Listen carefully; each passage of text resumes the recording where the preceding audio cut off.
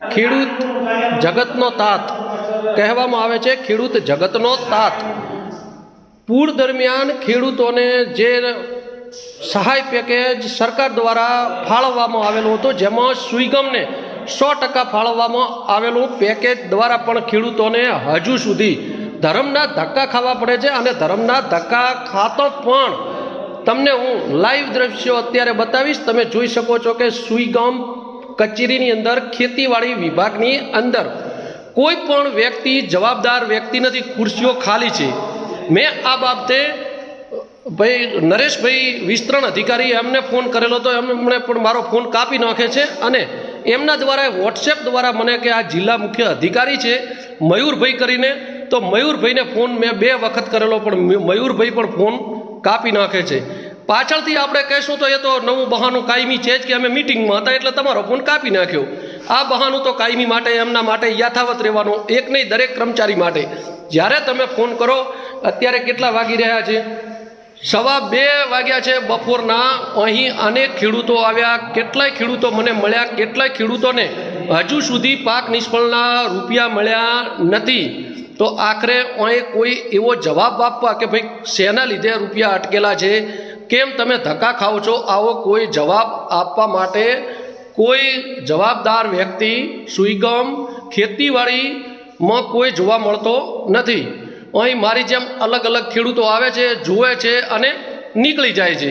શું આ છે એક દેખો તમે, હું બતાવું તમને સુઈગામની ખેતીવાડીમાં, આ જોઈ શકો તમે, આ લોકો છે પણ એ લોકો મારી જેમ અરજદાર જ છે, ખાલી એ પણ ચેક કરાવવા માટે જ આવેલા છે। તમે ચેક કરાવવા જ આવેલા ને?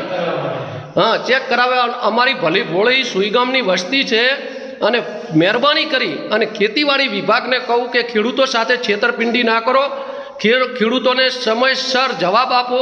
ખેડૂતોના પૈસા કેમ નથી આવ્યા એમાં રસ લો, અને તમે પણ એક ખેડૂતના દીકરા છો, અને જો ખેડૂતના દીકરા હશો ને તો ખેડૂતોને પાક નિષ્ફળ કે પાક ધોવાણના કે પાક સુધારણાના પૂરેપૂરા રૂપિયા ચૂકવી જવા પડે। ચાહે તો જિલ્લાનો પ્રશ્ન હોય કે તાલુકાનો પ્રશ્ન હોય। ખરેખર શરમ આવે છે કે ખેડૂતના દીકરા થઈ તમે કેવી રીતે આવી રીતે તમે તમારી ખુરશીઓ ખાલી જોવા મળે છે બહાના માટે, તમારા માટે છે। અમે હું ફિલ્ડમાં ગયો હતો, કોઈ કે હું મિટિંગમાં ગયો હતો, આવું બહાનું તો અમે ડેલી સર્વિસ ભળતા જ આવ્યા છીએ।